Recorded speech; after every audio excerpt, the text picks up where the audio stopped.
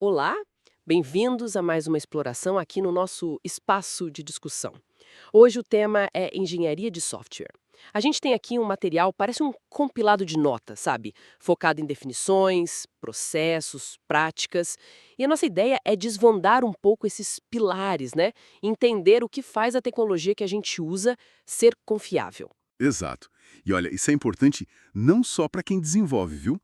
Acho que para todo mundo que usa tecnologia. Porque são esses princípios que estão por trás de um app que funciona direito. Um sistema que é seguro, que pode ser atualizado sem dar problema. Certo. Então vamos começar do começo mesmo. As notas falam de 4 atividades fundamentais de um tal Solmovil: especificação, desenvolvimento, validação e evolução do software. Como é que essas pastas se encaixam assim? Bem, a especificação é basicamente definir o que o sistema tem que fazer, o que se espera dele. O desenvolvimento é construir a coisa, né? Codificar, integrar. A validação, e isso o material destaca bem, é garantir que o que foi construído atende mesmo ao que o cliente pediu, se faz o que era para fazer. E a evolução é tudo que vem depois da entrega. Manutenção, correção de bugs, novas funcionalidades. Aquele exemplo do Carlos com software de estoque que precisa melhorar a busca, corrigir coisas, cai direto aí, na evolução. Para manter o sistema útil. Entendi. Mas para construir algo, principalmente sistemas grandes, precisa ter um método, uma organização, né?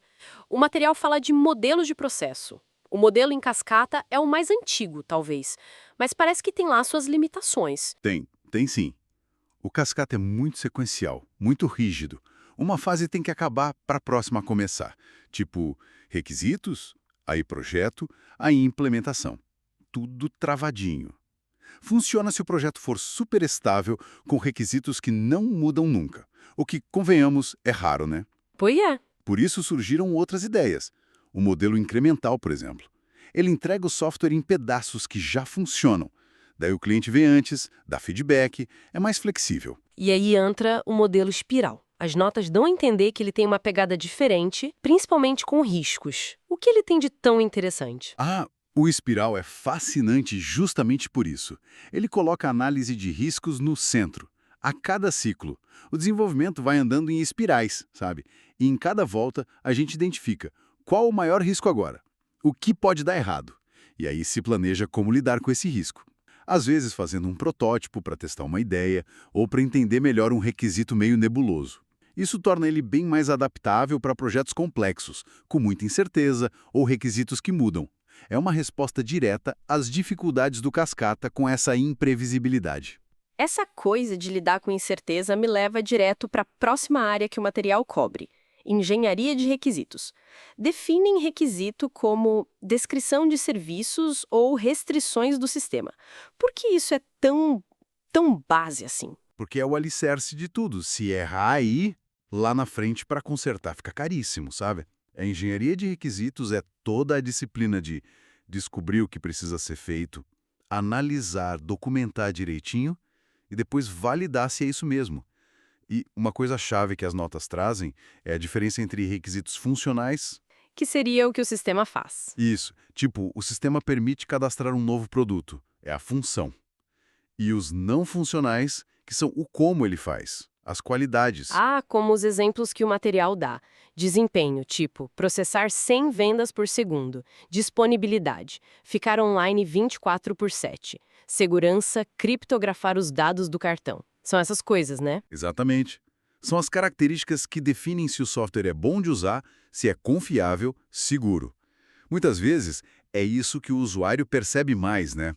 Para descobrir tudo isso, o material até cita técnicas de elicitação, como fazer entrevistas, que podem ser mais fechadas, mais abertas. E depois que a gente coleta tudo isso, vai para um tal de documento de especificação de requisitos? Qual a utilidade real desse papelório todo? Parece burocrático. Pode parecer, mas é super importante. Ele funciona como um contrato, uma referência para todo mundo. O cliente confere se é aquilo mesmo que ele quer. O gerente usa para ver o escopo. O desenvolvedor sabe o que construir. E um ponto que as notas batem bastante: os testadores usam esse documento para criar os testes, para verificar se o software final entrega o que foi prometido lá no começo. Ah, e não precisa ser sempre um documento gigante e super detalhado, tá? Pode variar bastante dependendo do projeto, desde uma visão mais geral até um detalhamento minucioso. Ok, saindo do o que e indo para o como construir. Arquitetura e design de software. O material fala que a arquitetura é a organização, a estrutura do software e diferencia pequena escala, tipo módulos num programa só, de grande escala, sistemas complexos. O objetivo é organizar as ideias antes de sair codando, é isso? É bem por aí. É o grande plano do sistema. E para a gente conseguir pensar nisso sem se perder, usamos diferentes visões arquiteturais. O material cita 4, mas a visão lógica é um bom exemplo. Ela ajuda a quebrar o sistema em partes menores, tipo classes principais ou componentes, e como eles conversam entre si, geralmente para atender os requisitos funcionais que a gente acabou de falar. É como fazer um esboço do mapa da solução. E como a gente comunica essa arquitetura? O material menciona uns diagramas de bloco informais, que são bons para conversar com quem não é técnico, mas limitados, né? Não mostram detalhes das ligações. Exato. É um meio termo. Por outro lado, usar linguagens formais é muito mais preciso, rigoroso, mas bem mais caro e complexo de fazer e manter. É sempre uma escolha, um trade-off. Mas para não ter que reinventar a roda toda vez, a gente usa padrões arquiteturais. São soluções que já funcionaram para problemas comuns. A arquitetura em camadas é um clássico. Pense em camadas tipo apresentação, a tela, lógica de negócio, acesso a dados. Ah, sim. Essa é bem conhecida. A grande vantagem é poder trocar uma camada, tipo mudar o banco de dados, sem quebrar o resto todo, da flexibilidade. O desafio é fazer essas camadas conversarem de forma eficiente, sem criar lentidão. O material também cita a arquitetura de repositório. Qual a ideia central dessa? A ideia é ter um lugar central onde os dados ficam e são acessados por vários componentes diferentes. O exemplo do material é bom. Uma IDE, um ambiente de desenvolvimento. O compilador, o debugger, outras ferramentas, todos acessam as informações do projeto que estão nesse repositório central. Isso ajuda a manter tudo consistente. E também mencionam reutilização de arquiteturas. Isso realmente acelera o desenvolvimento. Ah, com certeza. Usar um padrão já conhecido como cliente-servidor ou uma arquitetura que já se provou boa para um tipo de problema economiza muito tempo e diminui riscos. Você aproveita o que já foi aprendido. E aqui tem uma ligação forte com aqueles requisitos não funcionais, lembra? Lembro. Se a disponibilidade é super crítica, a arquitetura vai ter que pensar em redundância em componentes duplicados.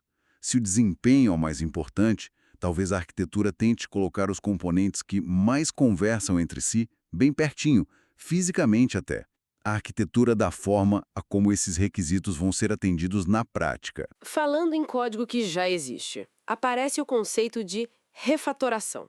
O material define como reestruturar o código por dentro sem mudar o que ele faz por fora. Tipo, não é adicionar função nova, mas dar uma arrumada na casa? Que impacto isso tem? Olha, o impacto é gigante para a saúde do software a longo prazo. O principal objetivo é fazer o código ficar mais fácil de entender, de modificar, de dar manutenção lá na frente. Isso significa simplificar uma lógica que está muito enrolada, tirar código duplicado, dar nomes melhores para as coisas. Basicamente, é pagar a tal da dívida técnica, sabe? Aquele custo que você vai ter depois se deixar o código bagunçado. As notas também falam que refatorar ajuda na otimização, mas com o alerta para não otimizar cedo demais. Como assim? É que um código bem arrumadinho, bem estruturado, depois de uma refatoração, facilita muito na hora de achar onde estão os verdadeiros gargalos de desempenho. Aí você otimiza ali, onde realmente precisa. Tentar otimizar tudo logo de cara, sem nem saber onde está o problema, geralmente só deixa o código mais complicado e difícil de mexer, muitas vezes sem ganho real. Refatorar prepara o terreno para otimizar direito, mas não é a mesma coisa. Tem que ter critério. Seguindo nessa linha de construir com partes que podem ser reaproveitadas, a gente entra em componentes de software. O material define como grupos de objetos com interfaces claras para conversar. Fala de independência, interfaces, middleware. Faces são ponto-chave aqui. Elas são o contrato do componente. Dizem o que ele faz, como usar, mas escondem como ele faz por dentro. Isso é o que permite a modularidade, a troca, o reuso. E para esses componentes funcionarem bem, principalmente se estiverem espalhados em vários lugares, sistemas distribuídos, eles precisam ter nomes únicos e também informações sobre si mesmos, os tais metadados, que descrevem o que eles oferecem. O material aponta isso. E junto com componentes, vem os padrões de projeto, tipo os famosos do Gang of Four. São descritos como soluções já testadas para problemas de design que aparecem sempre, né? Principalmente em orientação a objetos. O exemplo que dão é o adapter. O adapter é um ótimo exemplo. Imagina que você tem duas classes que precisam trabalhar juntas, mas as interfaces delas não conversam. O adapter criou uma espécie de tradutor no meio, sem precisar mudar as classes originais. Os padrões de projeto são isso. Um catálogo de soluções elegantes, um vocabulário comum para a gente discutir como organizar os objetos, como eles se relacionam, quem faz o quê. O material também conecta padrões com frameworks, usando o MVC, o Model View Controller, como exemplo. Isso. Frameworks como o MVC são esqueletos maiores para construir aplicações, e eles geralmente usam vários padrões de projeto por baixo dos panos.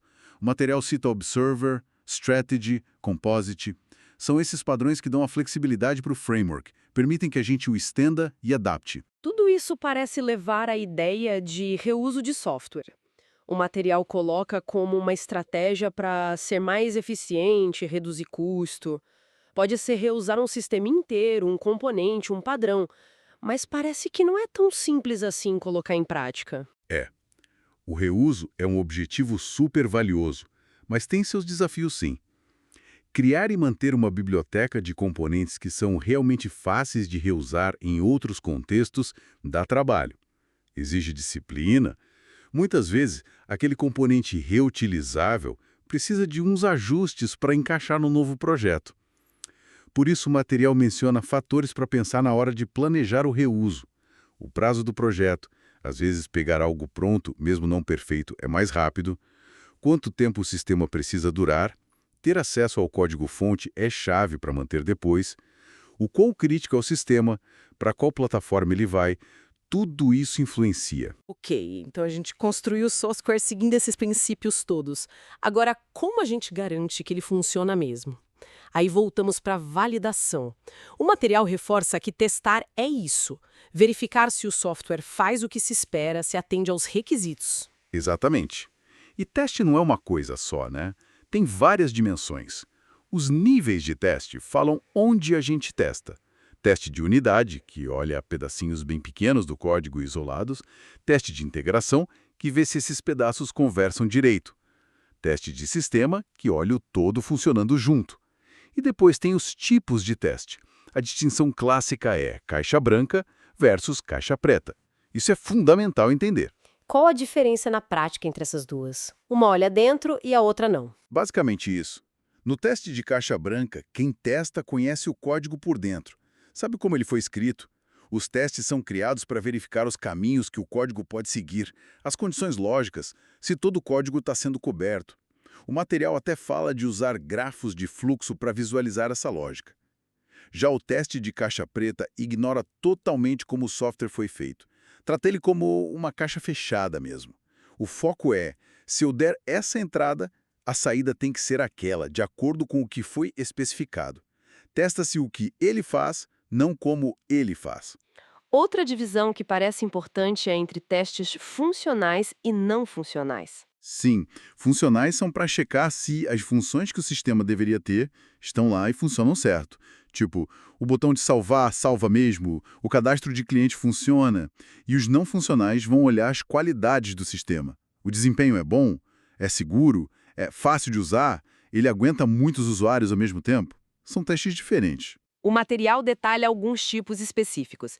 Teste de sistema, o todo integrado, teste de aceitação, validar com o cliente final, e um tal de teste de fumaça, o smoke test, que parece ser um teste rapidinho e frequente. Isso. O smoke test é crucial, principalmente onde o pessoal integra código novo toda hora, na tal da integração contínua. É uma checagem rápida para ver se o básico do básico não quebrou com a última mudança, para evitar que tudo pare. E falando em mudanças, o teste de regressão é outro essencial. Ele garante que uma correção ou uma função nova não estragou algo que já funcionava antes. E aqui, a automação ajuda demais. A área de testes de desempenho também é bem detalhada. Carga, estresse, volume. Qual o objetivo geral deles? É garantir que o sistema se comporta bem quando está sendo usado de verdade, com diferentes níveis de demanda. O teste de carga simula o uso normal esperado. Quantos usuários acessam ao mesmo tempo? O sistema aguenta? Onde estão os gargalos? O material cita o Apache GMater para ajudar nisso. Já o teste de estresse e o teste de volume forçam a barra. Levam o sistema ao limite, com muito mais carga do que o normal ou com uma quantidade enorme de dados. Para a gente descobrir onde ele quebra, qual a capacidade máxima dele. E claro, não podia faltar testes de segurança. Simular ataques tipo SQL Injection, XSS, para achar as brechas antes dos hackers, né? Nossa, hoje em dia, essencial. Achar e corrigir uma falha de segurança antes que alguém explore é infinitamente mais barato e menos doloroso do que lidar com um ataque real depois. Uma técnica que o material menciona que achei interessante é o particionamento de equivalência. Parece um jeito de fazer menos testes, mas ainda cobrir bem. Exatamente. É uma técnica inteligente. A ideia é pegar todos os possíveis dados de entrada e dividir em grupos. Dentro de cada grupo, a chance de um dado achar um certo tipo de erro é a mesma. Então, em vez de testar todos os dados possíveis, o que seria inviável, você testa só um representante de cada grupo. Com isso, você consegue uma boa cobertura de testes com um número muito menor de casos. É eficiência pura. E uma abordagem que parece mudar a ordem das coisas é o desenvolvimento dirigido por testes, o TDD. Escrever o teste antes de escrever o código. Isso soa meio ao contrário para muita gente. Que benefícios justificam isso? Pode parecer invertido no começo, mas o TDD força quem está desenvolvendo a pensar muito claramente sobre o que o código precisa fazer antes de começar a digitar. Isso geralmente leva a um design melhor, mais limpo, garante que todo pedaço de código que você escreve já nasce com um teste correspondente, então a cobertura de testes tende a ser alta, os próprios testes acabam virando uma documentação viva do que o código faz, e como o material aponta, ajuda a achar defeitos bem cedo e facilita na hora de corrigir. Muitos desses testes, especialmente regressão, TDD, parecem depender muito de automação de testes. As notas até citam uma ferramenta, o Robot Framework. Qual o papel da automação nisso tudo? A automação é chave. Para fazer esses testes rodarem sempre, de forma rápida e confiável, principalmente em projetos que mudam rápido. Ferramentas como o Robot Framework, que é bem flexível, multiplataforma, permitem criar e rodar baterias enormes de testes automaticamente. E isso é um pilar para outra prática importante, a integração contínua, CI. Ah, a SEI, que o material menciona como a prática de integrar e testar o código direto, várias vezes ao dia. Exato. Vários desenvolvedores mandam seu trabalho para um lugar central muitas vezes por dia. Cada vez que alguém manda, dispara um processo automático que constrói o sistema e roda os testes automatizados. O grande ganho é que, se alguém quebrou alguma coisa ou criou um conflito, a gente descobre quase na hora, quando é muito mais fácil e barato de arrumar. Para a gente ir fechando, o último ponto do material é a gestão de configuração de software. Para que serve isso, afinal? Pensa assim, o software vai mudando, né? Vão surgindo novas versões do código, dos documentos, das bibliotecas que ele usa. É muita coisa para controlar. A gestão de configuração serve para organizar essa bagunça. Os objetivos principais são ter controle das versões, gestão de versão, saber o que mudou, quando, quem mudou, gerenciar como as partes dependem umas das outras, gestão de dependências. O material fala até de matriz de rastreabilidade, para ver o impacto de mudar uma coisinha, e garantir que tudo está conforme o esperado, tipo em auditorias. Existem ferramentas para ajudar a automatizar isso tudo. Nossa, cobrimos bastante coisa. Desde a base, os modelos de processo, a importância imensa dos requisitos da arquitetura, até as práticas para melhorar o código, como refatoração, o uso de componentes, padrões, e em toda a parte de testes para garantir a qualidade e a gestão para manter a ordem. Olhando para esse panorama todo, qual seria a mensagem principal que fica? Olha, acho que a mensagem central é que fazer software bom, software de qualidade, especialmente os sistemas mais complexos, é de fato uma disciplina de engenharia. Não é só sair escrevendo código, é aplicar esses princípios todos, definir bem o que precisa ser feito, pensar numa estrutura sólida, construir com cuidado, verificar de forma rigorosa e saber gerenciar a evolução disso tudo. É isso que permite criar soluções que não só funcionam, mas são confiáveis, seguras, fáceis de manter e que realmente entregam valor por muito tempo. Que excelente. Resumo. E para a gente terminar com uma provocação, algo para quem nos ouve pensar. Agora, com a inteligência artificial mostrando cada vez mais capacidade de gerar código sozinha, como será que esses princípios fundamentais de engenharia que a gente discutiu, validação, teste, arquitetura, até os requisitos vão precisar evoluir? Ou talvez eles se tornem ainda mais críticos para a gente garantir a qualidade e a segurança do software do futuro, mesmo que parte dele seja feito por máquinas? Nossa, essa é a pergunta de 1 milhão, né? Como garantir a engenharia por trás desse código gerado por IA? É um desafio enorme para o futuro da nossa área. Definitivamente é algo para a gente refletir bastante.